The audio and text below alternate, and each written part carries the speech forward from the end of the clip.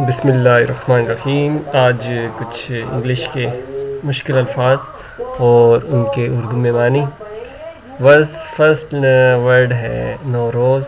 اس کی میننگ، یہ ایک ایرانی تہوار ہے، بہار کے موسم میں منایا جاتا ہے، ایران کے ساتھ ساتھ بہت سے ملکوں میں بھی۔ اوبویسلی کا مطلب ہے ظاہر ہے۔ بلاسفیمی مینس توہین۔ کوانسیڈنس اتفاق، ایک تو ہوتا ہے یونٹی اتفاق، کوانسیڈنس کا مطلب ہوتا ہے اتفاق سے کوئی کام ہو جانا۔ ریزیلینٹ لچکدار، ریزیلینٹ کا مطلب ہے لچکدار۔ فینومینل غیر معمولی۔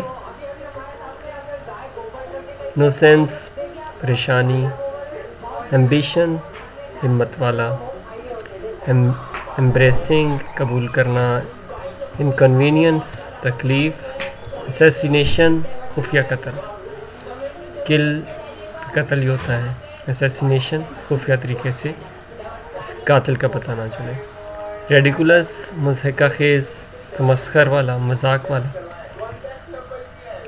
ولنریبل کمزور، اوورویلمڈ مغلوب۔ سینکشن پابندی، یعنی کوئی ملک کسی دوسرے پر کوئی سینکشن لگا دیتا ہے، پابندی لگا دیتا ہے کہ وہ یہ کام نہیں کر سکتا، یہ چیز سپورٹ نہیں کر سکتا۔ اوٹ جو کو کہتے ہیں، اناج ہے ایک جس کا دلیہ بنتا ہے۔